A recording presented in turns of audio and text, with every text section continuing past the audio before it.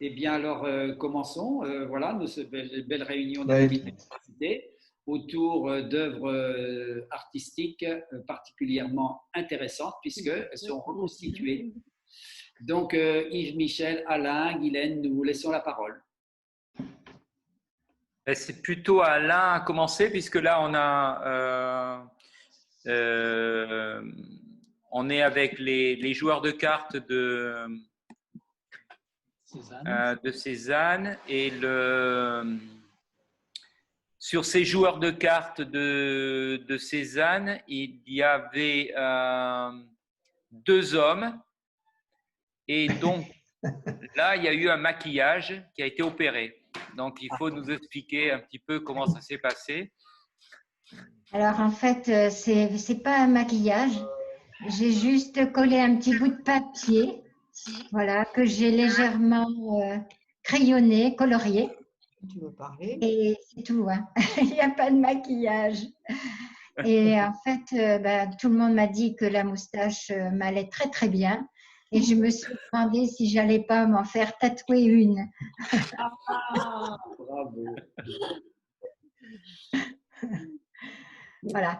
Donc, en fait, après, oui. Guylaine, il faut que tu expliques un petit peu comment tu procèdes en général, avec le pied, le retardateur, etc., Voilà. pour qu'on comprenne comment la photo a été composée et ensuite comment ça se passe pour toutes les autres photos techniquement. Voilà. Donc, en fait, on a choisi des tableaux où il y avait toujours deux personnages. Normalement, c'est deux couples, bon, là, c'est deux hommes, où on pouvait figurer. Mais en fait, nous, on a été les metteurs en scène, on a été les acteurs, mais aussi les photographes. Il n'y a personne qui a pris ces photos, c'est nous. Donc, cette photo, par exemple, je l'ai cadrée, j'ai fait poser Alain, et d'ailleurs, j'ai mis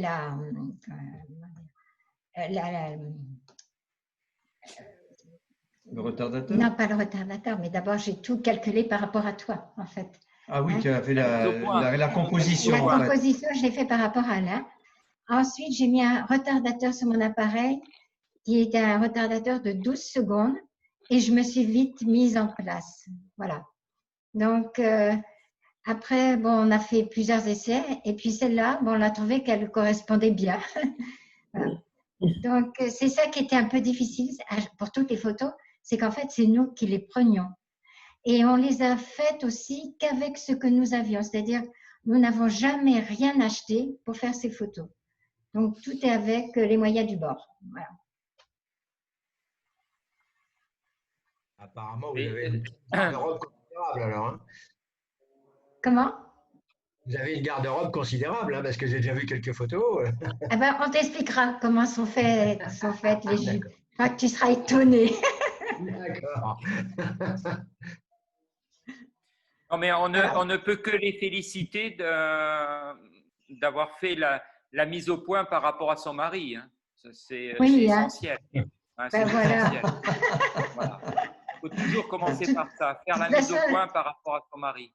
Voilà, mais de toute façon, je ne voyais personne d'autre alors. Oui, j'ai prêté un chapeau. J'ai prêté un chapeau. Ouais. On va passer à ce tableau qui est le plus célèbre tableau américain hein, de Wood. Oui, mais là, c'est une photo, donc on a prise de la même façon.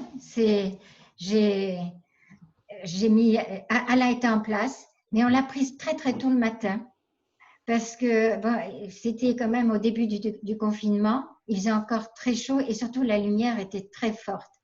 Donc là, je sais pas, il est même pas 7 heures, oui, 7 heures du matin. Ouais. Il est très tôt dans notre jardin derrière. Et voilà. Donc on s'est, bon, nous, après j'ai retravaillé quand même un peu la lumière pour adoucir un peu. Oui, parce qu'il y a un double éclairage quand même. Donc tu me dis c'est en lumière naturelle, mais là. Oui. Comment il n'y a pas eu de flash, c'est uniquement lumière naturelle. Ouais. D'accord. Voilà, mais la lumière était très forte et venait au-dessus de notre cabane de jardin, en fait. Voilà. Donc, en fait, j'ai un peu… Enfin, Alain, par exemple, il avait une lumière très… On voyait bien les ombres, un peu trop les ombres. Donc, j'ai adouci les ombres. Voilà. Et moi aussi, j'ai adouci le visage, bien sûr. Oui. Ensuite, on voit bien que ce ne sont pas les mêmes ombres sur le visage et sur le tablier.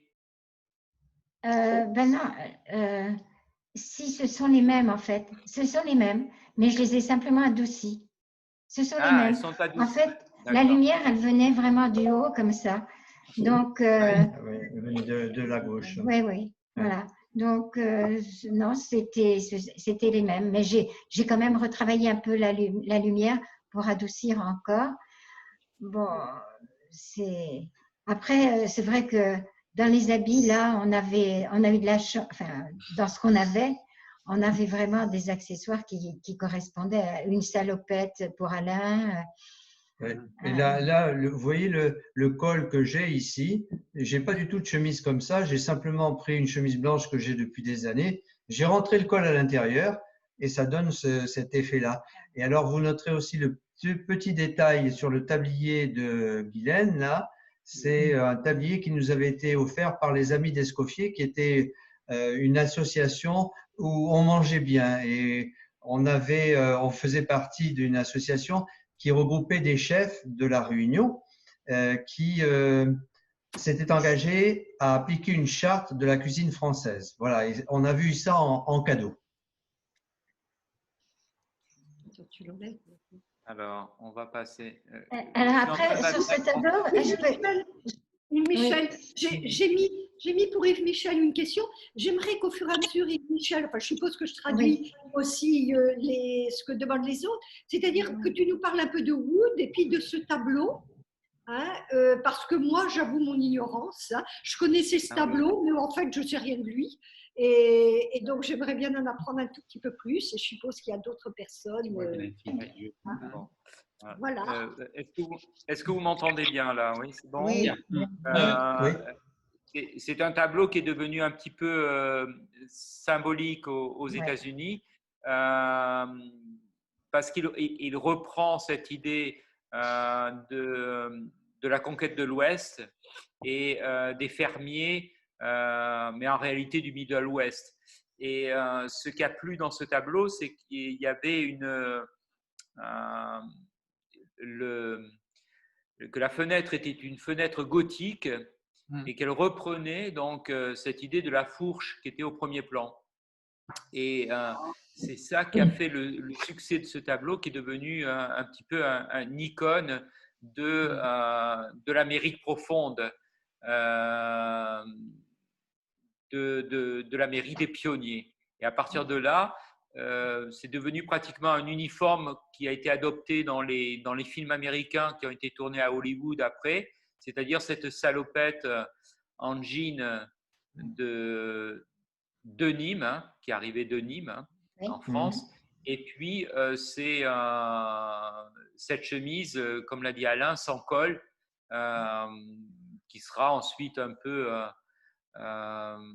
reprise dans les films de Quakers. Mais on peut dire que cette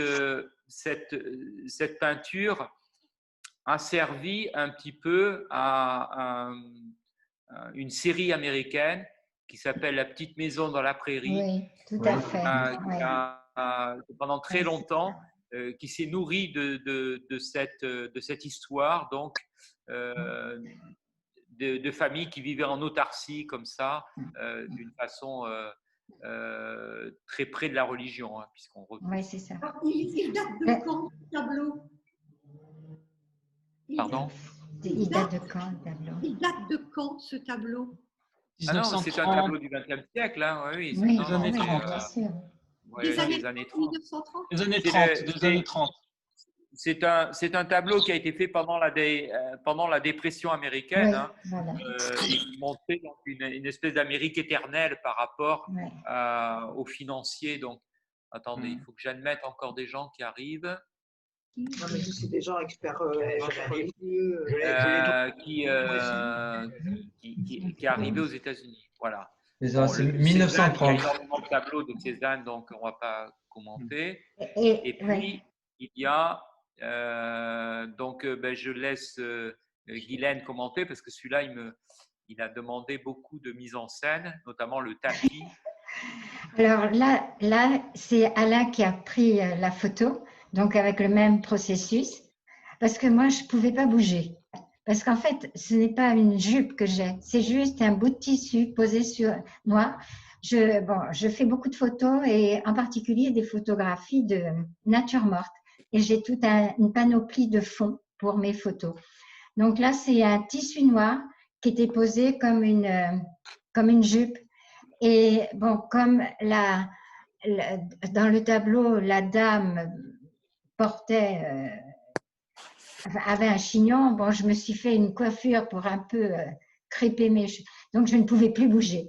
Donc, c'est Alain qui a pris la photo. Voilà. Mais ce qui est amusant là aussi, c'est aussi la guitare. Hein. Oui, une guitare électrique. Et puis, vous remarquerez aussi que je m'étais laissé pousser la barbe.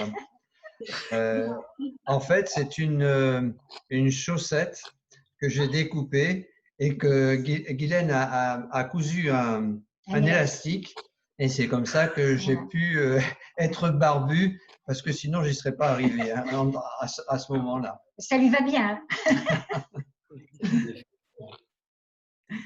Voilà, c'est un tableau de la période espagnole de Manet, quand il est allé en Espagne, qu'il a été très influencé par Velázquez, et on retrouve ces noirs de Velázquez dans cette période dite espagnole de Manet, quoi. J'avais peut-être quelque chose à dire sur les tableaux de Manet. C'est qu'en fait, bon, là, pour reproduire la peau très blanche, bon, c'est vrai que après j'ai quand même travaillé la photo, mais moi je me suis poudrée et je n'ai pas de poudre blanche et je vous ai dit qu'on n'a rien acheté. Donc j'ai utilisé, je me suis avec un pinceau, je me suis mis de la maïzena sur les bras, sur le visage, ce qui donne quand même un joli teint à la mode au 19e siècle. C'est parfait. Ça ne tient pas longtemps, mais c'est parfait. Bon, c'est une petite astuce. Ouais. On passe au Magritte. Oui. Ouais. Celui-là a été difficile à réaliser parce que… Non, moi, alors là, c'est Guylaine qui a pris la photo. Moi, j'étais enturbané. Hein, j'avais cette cagoule-là et je ne pouvais pas bouger, je ne voyais rien. Et c'est vrai que ça a été le plus difficile parce qu'il n'y avait que 12 secondes de retardement. Et le temps que Guylaine revienne et se positionne, mettre le tissu, le masque, c'était très, très difficile. D'ailleurs, j'ai très mal mis le masque. Hein. Vous voyez, c'est peut-être pas si belle, c'est difficile à mettre. Hein. Donc ça, c'est la période surréaliste de Magritte, où il veut absolument faire une œuvre qui est très conceptuelle, mais en hyperréalisme. Et là, vous voyez qu'à la place de la portion de ciel, Alain et Guylaine ont tendu un tissu. Oui. C'est ça, hein? Oui, c'est ça. Ouais. Un des tissus qui me sert de fond pour mes natures mortes. Un tissu gris, là. Ouais. Qui était en réalité une image du ciel avec cette corniche qui a été reprise avec c'est une porte d'armoire que vous avez ouverte là. Oui, voilà. C'est une bibliothèque. C'est une bibliothèque. C'est le côté de la bibliothèque. Le côté de la bibliothèque. Enfin, d'une de nos bibliothèques. Bon, celui-là, il n'a pas beaucoup d'intérêt. Ça, c'était le clin d'œil. C'était le clin d'œil qu'on voulait te faire, Yves Michel. Hein. Ça, c'était notre cadeau.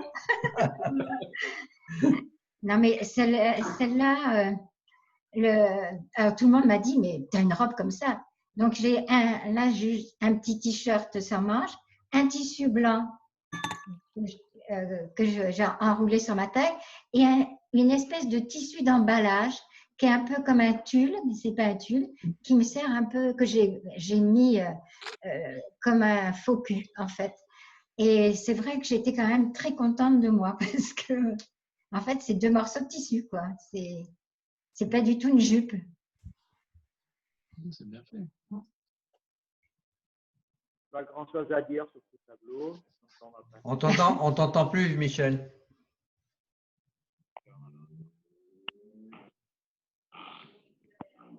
Ben si. Non. Il dit pas Vous grand-chose. m'entendez là? Oui. Oui.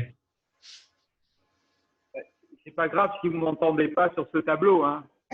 Et il faut quand même, sur ce tableau, remarquer les gants Mappa. D'accord.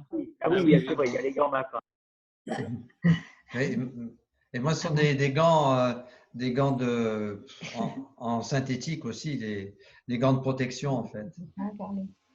Et si tu peux dire quand même ce que tu nous as dit la dernière fois, ce que tu nous as écrit, il a quand même une histoire ce tableau-là.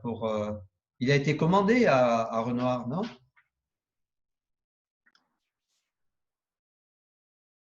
Il n'entend pas. Là, ça y est, je vous entends. Ça a coupé un moment. Ouais. Mais il a une histoire, il a été commandé à Renoir ce tableau, non? Tu nous as dit? Oui. Il a une histoire, ouais.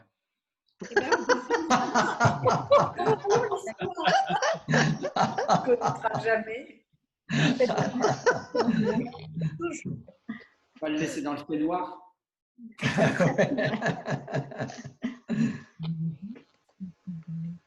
Bien. Voilà. Beaucoup plus intéressant. Beaucoup plus intéressant. Parce que là, il y a de l'humour. Ouais. Avec les gants Mappa, il y en avait. Là, oui, l'Angélus, donc dans le jardin. C'était vraiment des petits clins d'œil anachroniques avec, bien sûr, la tondeuse au lieu de la brouette qu'on n'a pas.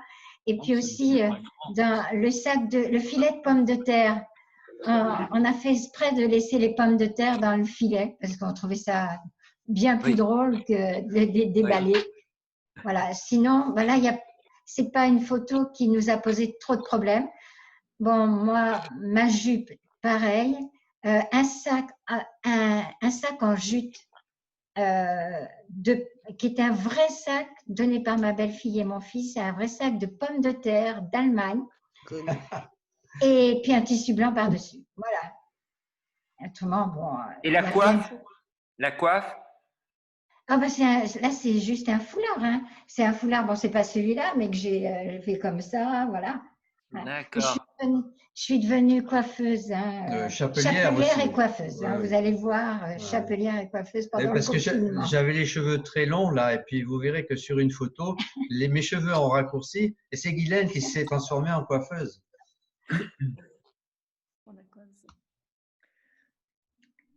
Ah, très beau tableau de Hopper qui a été fait depuis.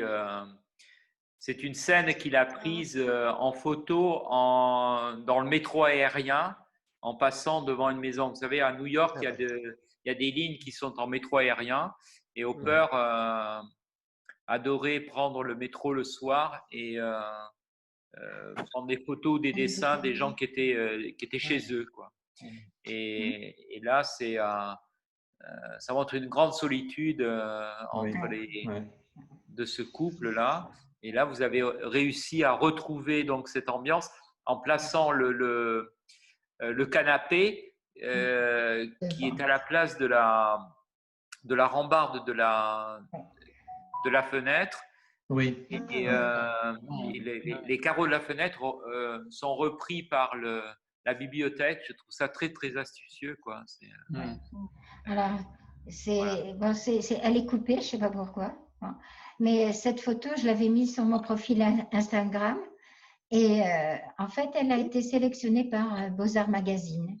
Donc, je l'ai retrouvée sur le site de Beaux-Arts Magazine qui expliquait qu'il y avait quand même pas mal de personnes qui faisaient ce genre de photos. Donc, j'étais très fière. Donc, Beaux-Arts Magazine a lancé un concours pendant le confinement et les photos les plus représentatives ont été publiées. Et là, ça fait partie donc des photos qui ont été publiées par Beaux-Arts Magazine. Donc, ça m'a été signalé par des étudiants. Hein, Comment? qui avaient vu ça. Ah oui.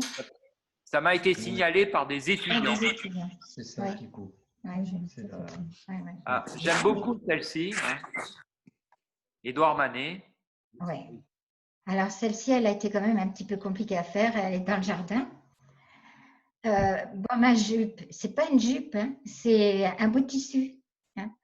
C'est un bout de tissu bon, que j'ai ramené pour le draper un peu, mais le chapeau aussi a été assez compliqué à faire. C'est un chapeau de randonnée en fait, et j'ai rien cousu en fait, j'ai épinglé cette espèce de tulle d'emballage que j'avais. Et là, j'avoue que j'étais assez contente. Hein. Mais il y a toujours les gants MAPA. Mais en fait, c'est une photo qui a été prise dans le jardin, mais que j'ai mise à l'envers. Parce que vous voyez, il y a un palmier. Et nous, dans notre jardin, le palmier, il est de l'autre côté. Donc, je ne pouvais pas déplacer le palmier. Donc, en fait, ce que j'ai fait, c'est que j'ai renversé le tableau, je l'ai mis aussi à gauche à la place de la droite, etc., pour me calquer là-dessus. Et ensuite, ma photo, je l'ai remise dans l'autre sens. Bon, ça, c'est des petits trucs de photographe. Voilà. Oui, mais ce qui veut dire beaucoup de préparation quand même. Hein. Ah oui, oh là là. Mais des fois, on mettait 2 jours à faire une photo. Hein. Oui, il y en a même une qu'on a refaite complètement parce que après avoir été traité, ça ne nous satisfaisait pas, ça donnait pas, ça se rapprochait pas assez du tableau. Et donc, on a recommencé. Oui, des fois, on a mis 2 jours parce qu'il y avait d'abord le cadrage, ensuite, il y avait tous les accessoires à trouver. Et puis l'installation. Alors ici, il y a quand même une petite banquette qui a été amenée de l'autre côté du jardin, le pot de fleurs aussi, mais parfois ça demandait, pour le tableau de Botero qu'on verra tout à l'heure, ça a demandé quand même plus de préparation. Voilà. Puis après, bon, il y a quand même le maquillage, parce que je me suis maquillée, hein, bien sûr, et puis l'habit, hein. Là, j'ai enfilé 2 chemisiers l'un sur l'autre. Enfin, voilà, j'ai essayé de faire… bon, le nœud, c'était une vieille barrette que j'avais. Voilà, on fait vraiment avec ce qu'on a. Voilà, alors ça, c'est la période Édouard Manet où il fréquente Berthe Morisot, qui va devenir sa belle-sœur, hein, et où il se donne où il lui demande de poser à plusieurs reprises dans la serre des parents de Berthe Morisot. Hein. La maison n'est pas encore construite de Berthe Morisot. Et évidemment, on sent encore cette influence espagnole avec ces noirs très puissants sur le costume du mari et du nœud que vous avez retrouvé. Voilà. Voilà, voilà les danseurs. Voilà. Alors, ces danseurs, en fait, on avait repéré cette photo, puis on m'était dit non, c'est pas possible, on n'a pas du tout le profil. Et puis c'est Alain qui a eu l'idée, mais si on était avant et après.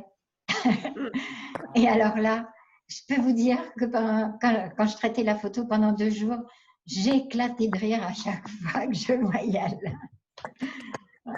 Donc après, gros travail de préparation dans la maison quand même. Hein. Oui, parce qu'il a fallu déménager un certain nombre de meubles, mettre sur une tenture sur la porte qui fait que vous avez vu dans le tableau de Hopper.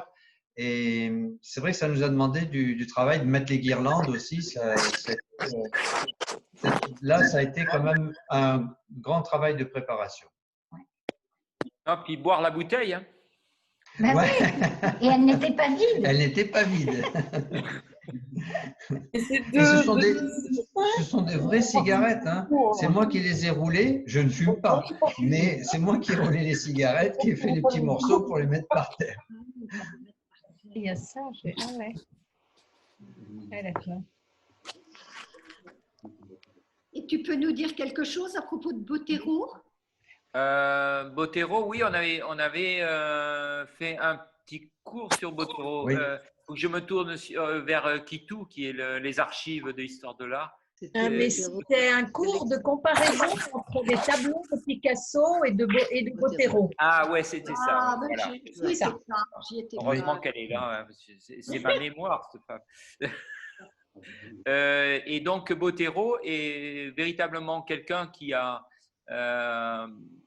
sorti complètement de la Colombie et qui a tout de suite été adopté par le marché espagnol. Et à partir de là, il a trouvé un filon qui était ces femmes un petit peu obèses comme cela.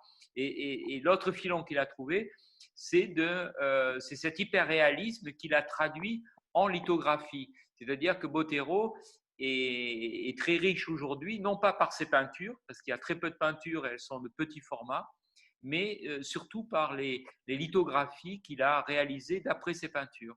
Et c'est quelqu'un qui a vraiment inondé le marché par rapport à cela, quoi. Et donc après, il a eu un succès aux États-Unis, mais c'est vraiment parti de l'Espagne et non pas de la Colombie, qui est son pays d'origine, quoi. Donc on peut le classer dans l'hyperréalisme français et européen, pardon. Il a fait toute une série de danseuses. Hein. Oui, toute une série de danseuses. Alors là, ça c'est compliqué. Ça c'était compliqué. Parce que retraduire cette ambiance bleue, je ne sais pas comment tu as fait, Guylaine. Alors voilà, je vais vous montrer. On avait un… Voilà. J'ai déjà une feuille de plastique bleue. Ah, Et nous sommes photographes et nous avons On a des boîtes à lumière. Des boîtes à lumière.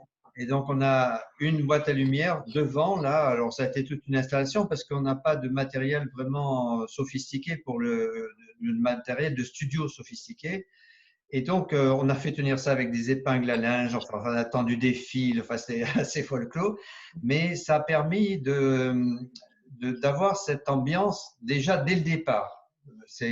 La lumière était blafarde comme ça, hein, bleue.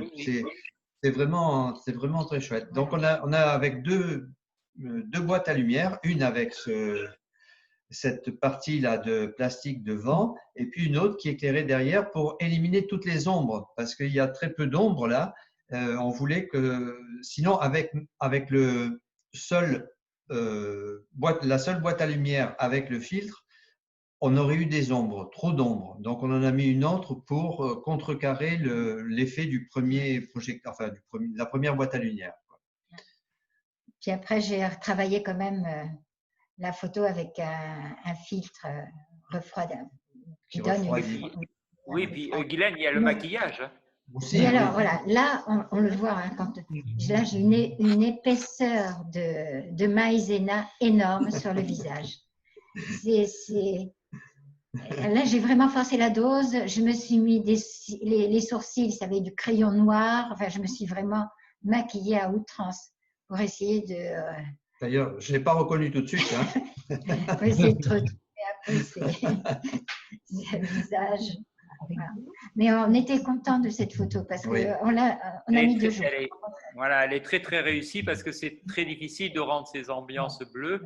C'est l'époque où Picasso est extrêmement seul après la mort de Casavedes et il fréquente les cafés de la place Pigalle et c'est là qu'il va retrouver la jeune femme qui vivait avec Casavedes et il va faire ce portrait avec cette jeune femme avec qui il va vivre une histoire assez brève, quoi.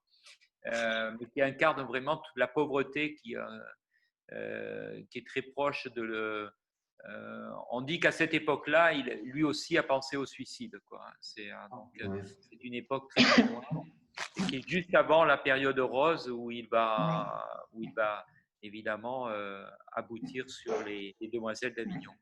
Oui. On a beaucoup d'amis qui se sont inquiétés, qui sont inquiétés pour nous. C'est vrai, parce qu'en fait, au départ, ces photos, on les a publiées sur nos pages Facebook, mais qu'à nos amis. Donc, c'est ça qui a été génial pendant le confinement, c'est que du coup, tous nos amis nous ont fait plein de commentaires. Et ça a été des échanges très drôles, très sympas, etc. Mais là, il y en a beaucoup qui disent, mais t'es malade, ça va pas. Donc, il fallait que j'explique, non, c'est la maïzena. Et c'est vrai que comme on s'aperçoit que vous avez fini la carafe, on ne sait Oui. pas. Donc, normalement, c'est des carafes d'absinthe. Hein, donc, Oui. Là, c'est une petite bouteille d'huile ou de vinaigre avec un bouchon d'une canne. En fait, là, c'est pareil. On essaye de trouver ce qui correspond le plus. Et en fait, on mélange avec ce qu'on a. Donc, ce n'est pas du tout une petite bouteille. En réalité, c'est un flacon d'huile ou de vinaigre. Oui, qu'on met sur la table. Voilà. Parce qu'il ne fallait pas qu'il soit trop grand. Si on avait pris une carafe, on a essayé avec une carafe, mais c'était trop grand. Et ça cachait une partie du bras, ça n'allait pas du tout. Et là, c'est vrai que ça correspondait bien. Ah, celle-là, je l'adore. Non, parce que tout le monde parle du tableau de Van Gogh, qui est fait d'après le tableau de Millet, et jamais personne cite ce tableau de Bastien Lepage, qui, à mon avis, est beaucoup plus important que celui de Van Gogh et celui de Millet. Donc, mais on cite jamais celui-là. Et là, évidemment, c'est les ustensiles qui sont… Ben oui, nous on a remplacé le plat par une cocotte minute. Là, je porte toujours ma jupe qui est un vrai sac de pommes de terre venant du nord de l'Allemagne. Bon, j'avais lavé, donc il est un peu court, alors je tirais sur mes chaussettes de montagne. Voilà. Mais alors celle-là, on l'a faite un petit peu différemment parce que en 12 secondes, on n'avait pas le temps de reprendre nos pauses parce que là, on n'avait pas le temps. Donc, en fait, avec un téléphone, Alain déclenchait l'appareil photo. Donc, ça nous laissait 12 secondes, mais on était déjà sur place, si on peut dire.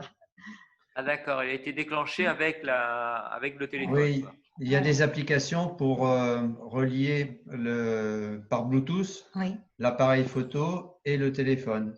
Donc, ça nous permettait un peu plus de… Il y a 2 photos qu'on a faites comme ça. Ouais. Alors, on a eu une question, donc on va y répondre. Il y a quelqu'un qui nous a posé une question. Comment avez-vous sélectionné les tableaux?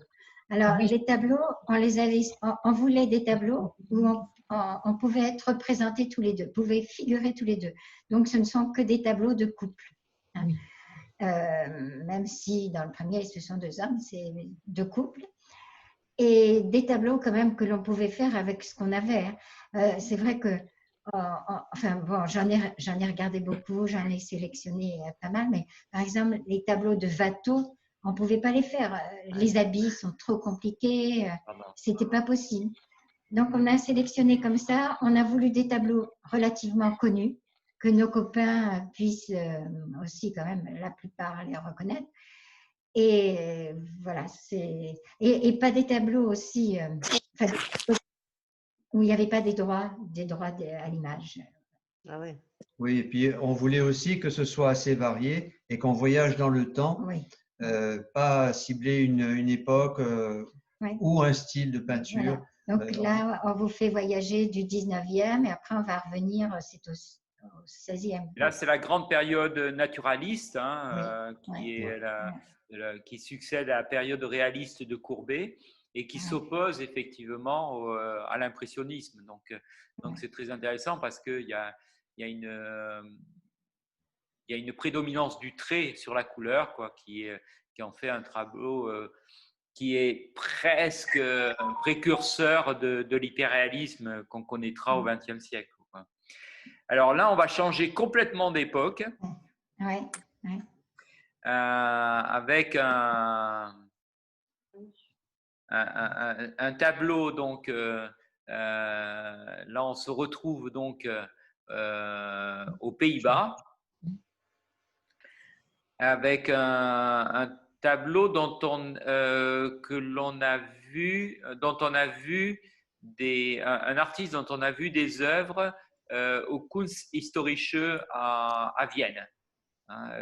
Dans la salle des Bruegel, il y avait un tableau de Cantamésis. Donc, on est vraiment sur cette période de la Renaissance flamande que des esprits chagrins, mais plutôt tournés vers l'Italie, appellent les primitifs flamands. Bon, moi, je suis complètement opposé à ce terme de primitif flamand parce que je trouve que le tableau n'a rien de primitif par rapport à la Renaissance italienne. Au contraire, c'est un tableau qui est d'un très grand réalisme.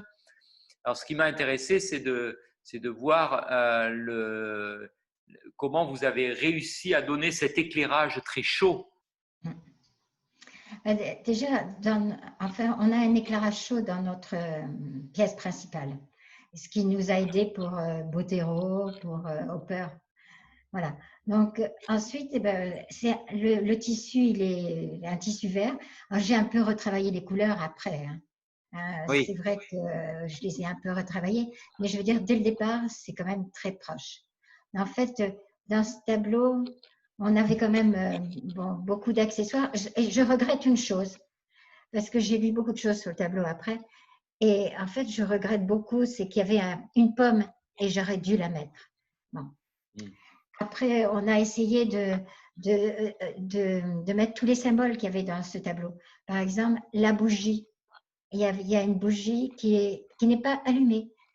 On la voit, elle est derrière, voilà, elle est là. En fait, donc moi je l'ai mise là aussi. En fait, c'est beaucoup de symboles puisque c'est aussi la période quand même où du protestantisme en fait, où c'est bien d'acquérir des biens, mais c'est pas ça qui nous conduira au salut. Donc, il y a toujours plein de symboles comme ça qui montrent que… Alors, il y a des perles aussi. Bon, des perles, ça, c'était le symbole de la luxure. Enfin, tout est symbolique. Hein. On a bien évidemment le miroir qui, là, mon miroir revient sur rien du tout, mais qui… dans le tableau a une signification aussi. Le livre aussi, qui est un livre religieux. Alors, ce qui a été compliqué, le plus compliqué quand même, bon, on en a fait plusieurs, c'était les chapeaux. Hein. Là, les chapeaux, je les ai fait la veille. Hein. Alors, le chapeau d'Alain, c'est un bob et c'est un t-shirt noir à manches longues qui est à moi. Donc, j'ai enroulé. Et les bords, là, ben, ce sont simplement les manches du tissu. Voilà. Et alors, le mien… c'est Michel qui peut montrer, mais nous, on ne peut pas montrer. Non. Ensuite, ben, le mien, voilà, les manches. Oui. Le mien, en fait, j'ai pris une casquette que j'ai retournée. Et j'ai mis 3 petites serviettes de table, vous savez, des serviettes à thé, plus 2 grandes serviettes. Voilà, ce sont que des serviettes de table. Ça n'a pas été très facile quand même. Et tout ça épinglé. Voilà. Tout ça est épinglé? Oui, oui. Rien n'est cousu. C'est un magnifique tableau, hein. Franchement. Oui. Ah oui, il est super. Super. Très, très beau. Celui-là, il nous avait vraiment emballé. Ouais. Non, mais c'est bien de ne pas d'avoir choisi des époques très différentes, parce que là, on change complètement de… Alors, celui-là, j'adore beaucoup. Hein. On en avait parlé… je me souviens plus. Ah oui, Fujita. Ouais. Kitou, quand est-ce qu'on a fait Fujita? On a fait un cours là-dessus l'année dernière sur Fujita. Ah, c'est l'année dernière. D'accord. Oui, l'année dernière. D'accord. Alors là, c'est d'avoir retraduit l'ambiance blanche qui est absolument extraordinaire dans ce tableau. C'est-à-dire que là, on est comme dans une boîte blanche, quoi. Oui. Donc là, c'est aussi des questions de lumière, d'éclairage au départ. Donc, j'avais un peu surexposé la photo, quoi, pour avoir cette oui, là, elle est surexposée. Et donc, le chat a été remplacé par le chien. Voilà, c'était notre chienne, Vodka, qui correspondait bien par la couleur et qui est malheureusement décédée 3 semaines après. Là, en fait, elle était très âgée. Hein. Elle était complètement aveugle. Et moi, je n'ai pas tout à fait la position parce que je la tiens, parce qu'elle se demande ce qu'on fait. Mais bon, voilà, c'était nos dernières photos de notre chienne chérie. Et là, pour cette photo, en fait, on est sous les 2 petites tables de salon. Donc, on est les jambes complètement allongées, coincées. Et là, on l'a fait avec le téléphone parce qu'on était absolument dans la possibilité de se lever, de se remettre en place en 12 secondes. C'est pas possible. Alors, sur le tableau, je vais vous montrer 2 choses. Tout d'abord, vous voyez, il y a quand même un portrait derrière. En fait, c'est… bon, j'ai failli faire les beaux-arts hein, et je dessinais beaucoup, je peignais beaucoup. Et ça, c'est un portrait de mon fils quand il avait 3 ans. Et je trouve qu'il avait quand même la coupe un peu Fujita. Donc, c'était à la mode dans les années 80. Et puis, devant moi, il y a une tasse. C'est une tasse qui m'a été prêtée par un ami. Une tasse très particulière qui est fort à propos là. C'est une tasse pour moustachus. Vous voyez? Voilà. Et alors, je me disais, mais là, c'est vraiment l'occasion de la mettre. Vous voyez? Voilà. Donc, vous mettez la bouche là et vos moustaches sont bien protégées. C'est une pièce de collection. Je veille pour la nation. Voilà. Donc, c'était pour mes natures mortes, mais en fait, c'était dans le tableau. Voilà. Autrement, ben, j'ai fait aussi, ça, c'est les petites timbales d'aquarelle. D'aquarelle. J'ai fait de l'aquarelle et derrière, c'est une aquarelle que j'ai faite. Donc, les petites timbales au premier plan, c'était pour l'aquarelle. Voilà. Le papier jaune, hein. Il y a bien le papier jaune. C'est ça, oui. Oui, c'est ce papier dont je me suis servi pour faire les cigarettes du tableau de Botero. Là. Alors, j'ai confectionné une petite croix aussi avec des couvre-joints. On avait acheté une clé pour faire des photos avec le papier dans une brocante. Donc, alors c'est tout collé en fait avec de l'adhésif double face pour pas abîmer le mur. Voilà comment on a construit le décor à la Fujita. Quoi. Et la moustache? Alors la moustache, écoute, c'est marrant. C'est celle de Botero aussi. Oui, c'est celle de Botero et c'est du… Tu sais, quand on prend des post-it, il y a une petite partie de collante en haut. Oui. Tu sais, ouais. Bon, j'ai découpé cette partie collante, j'ai mis du feutre noir et puis je l'ai coupé en 2. Là, je l'ai coupé même un peu plus pour avoir 2 toutes petites moustaches comme Fujita en fait. Voilà. Et pour Botero, elles étaient un peu plus grandes, mais j'ai utilisé les mêmes. Avec un post-it. Ouais. Oui, un post-it, voilà. Un post-it. Oui, on a tout gardé en fait. Ah oui. Yves Michel, pardon. Pour ceux qui n'étaient pas au cours sur Fujita, tu pourrais nous en parler un petit peu? Alors, Fujita, c'est un artiste japonais qui arrive d'une grande famille, puisque son père est un général dans l'armée japonaise, qui s'installe à Paris dans l'entre-deux-guerres, à un moment où le Japon est en train de s'ouvrir. Hein. Ça dure très peu de temps avant que la dictature revienne au Japon. Et là, son père accepte donc qu'il vienne à Paris. Et arrivé à Paris, le jour même de son arrivée à Paris, il va chez Picasso. Et Picasso est complètement séduit par cet homme-là et va lui ouvrir toutes les portes des galeries. Et il va avoir un succès immédiat qu'il va lui transformer en succès mondain. C'est-à-dire que ça va être quelqu'un qui va beaucoup plus organiser de fêtes qu'il ne va faire de tableaux. Et donc, il va devenir une espèce de personnages mondains avec Cocteau. Hein. Voilà, il est sur cette frange un peu du surréalisme mondain. Et puis évidemment arrive la déclaration de guerre, donc il est obligé de repartir au Japon, son père l'appelle, et il va devenir peintre des armées pendant la guerre, la Seconde Guerre mondiale. Bon, il n'est pas très convaincu, mais il n'a pas le choix, hein, son père est militaire. Et à la fin de la guerre, il rencontre MacArthur et il arrive à convaincre MacArthur, en ayant un père qui est général japonais quand même, qu'il est du côté des Américains. Et MacArthur va lui octroyer un passeport américain. Et une fois qu'il arrive aux États-Unis, eh bien, il fausse compagnie aux Américains qui l'attendaient. Il prend un billet sur un paquebot et il se retrouve à Paris et il va frapper à la porte de qui? De Picasso, qui va à nouveau l'introduire à Paris.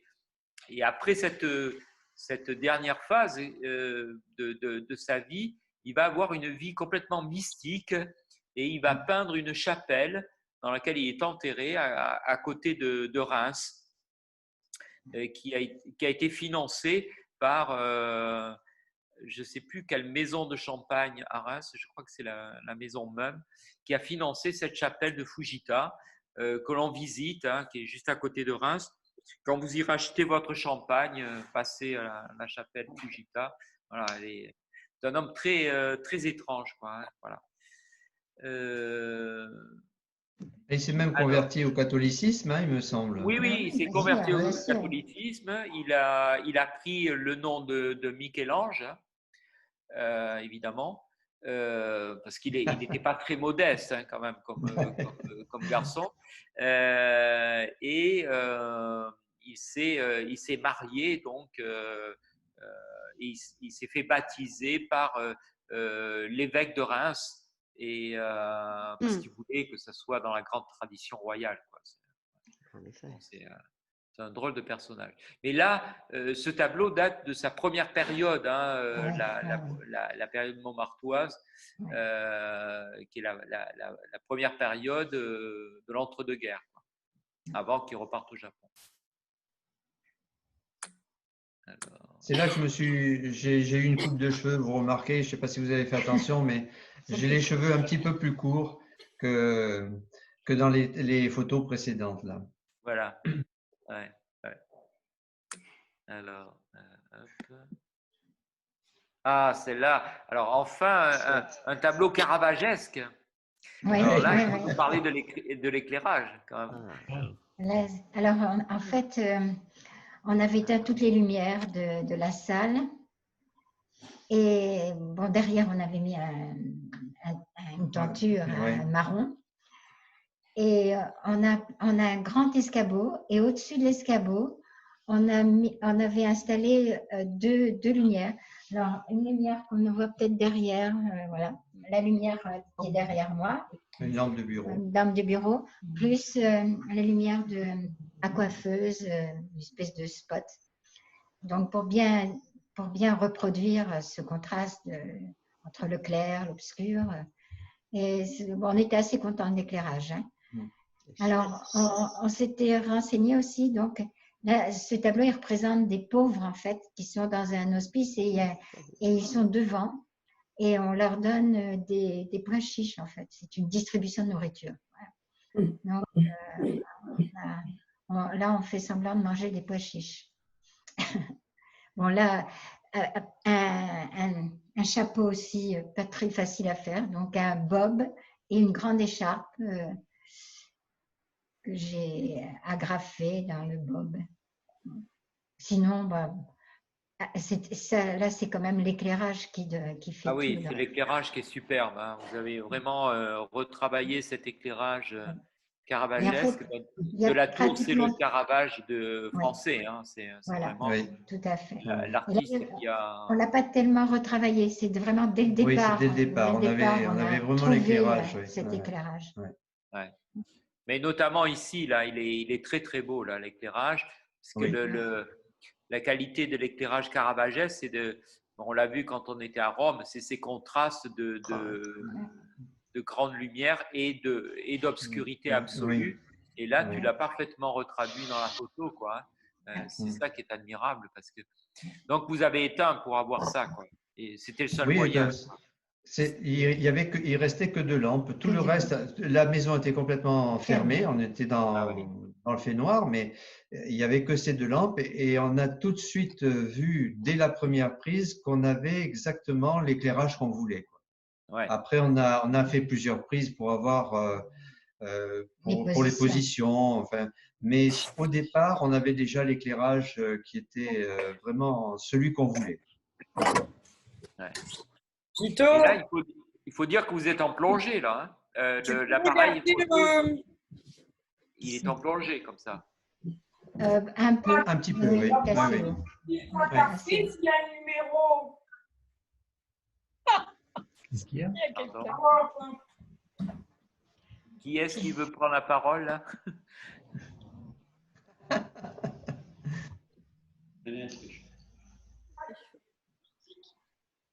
Voilà. Mais je pense qu'on a terminé, là, non? Oui, c'était la dernière. Voilà.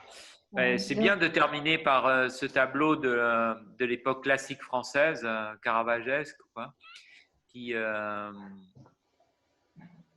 évoque quand même que pendant ce confinement, pour certains, ça a été aussi quelquefois d'aller comme ça récupérer la nourriture. Hein. Oui, c'est vrai. Et on a aussi découvert qu'on peut avoir une femme économe qui s'habille avec 3 bouts de chiffon. Exactement, exactement. Voilà. Et on voit bien voilà, moi c'est vraiment cette qualité que l'on a sur les éclairages. Je voulais vous montrer une toute dernière avant qu'on se quitte, qui a été réalisée donc à l'Opéra de Sydney avec les tableaux de Klimt. Je ne sais pas si vous l'aviez vu. Ah ouais, avec des tableaux de Klimt. Ah oui. Oui, il les projette. Très beau tableau, tableau vivant qui a été réalisé pendant le confinement, quoi. Ah ouais. Voilà. Et j'ai juste quelque chose à dire parce que là, on a des messages. En fait, donc, au départ, on a publié ça sur nos pages Facebook et ensuite, on a fait une page publique. Donc, tout ça, vous pouvez les retrouver. Enfin, nos photos, c'est sur une page Facebook publique qui s'appelle Art et Confinement. Voilà. Donc là, tout le monde peut les retrouver. Parce qu'en fait, dans les messages, on nous demande… voilà. Donc, elle est publique, on peut les retrouver. Vous pouvez faire des commentaires. Voilà. Merci pour vos compliments. En tout cas, c'est gentil. Ça nous touche beaucoup aussi, les retours qu'on a eu. Merci Guylaine et Alain, c'était vraiment un très grand plaisir de vous recevoir toutes les semaines. J'avais le privilège de recevoir ça. Oui. On a pensé à toi tout de suite. On a dit ça, il faut qu'on l'envoie à Yves Michel parce que il faut qu'il voit un petit peu ce qu'on fait pendant cette période de confinement. Voilà. Tu sais, je l'ai donné à mes étudiants et ils s'y sont mis. Hein. Ils ont été obligés. Donc, je vous montrerai les résultats. Parce que c'est dans la suite aussi de toutes les visioconférences que nous avons données depuis le mois d'avril-mai. Et je vais d'ailleurs vous inviter à la prochaine, et je vais demander à Nicole de prendre la parole dans un instant, parce que la semaine prochaine, il sera également question de tableaux réalisés par une demoiselle anglaise.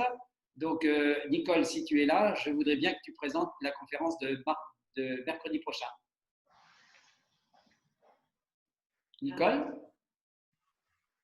Ah, apparemment. Oui, bon. Non, je suis chez Christine pour l'instant et il fallait activer le micro.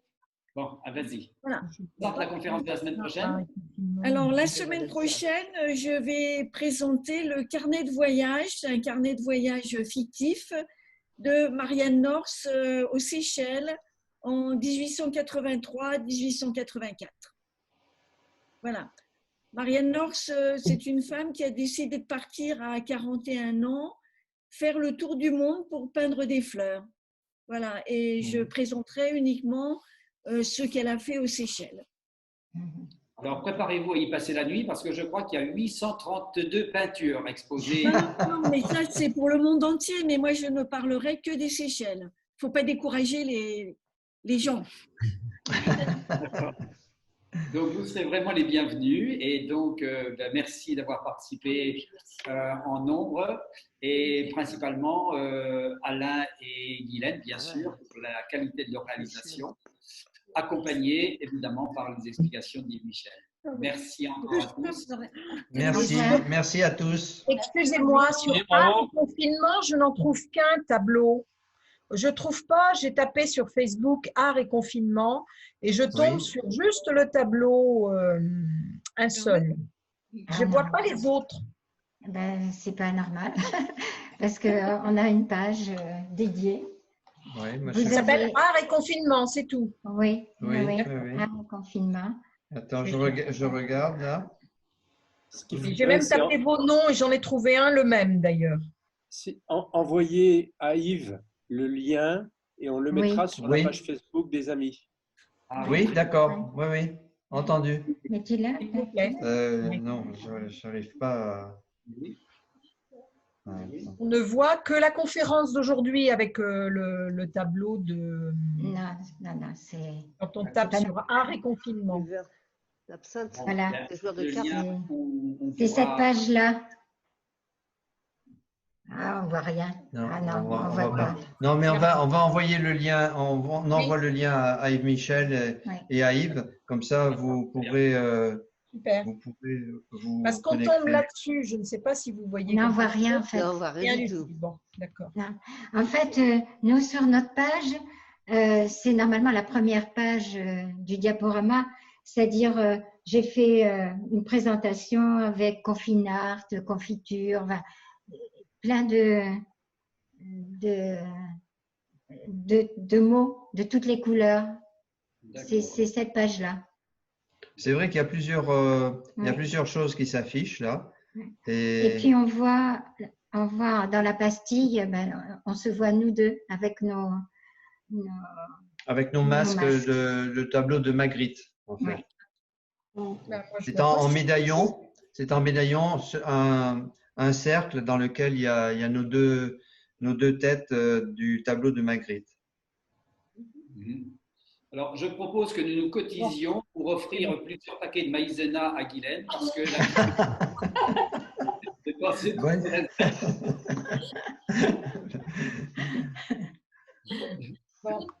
Bien, alors bonne soirée à tous et vraiment bonne soirée et merci de votre attention. Félicitations. À la semaine prochaine. Au revoir. Au revoir. Merci beaucoup. Au revoir. Au revoir.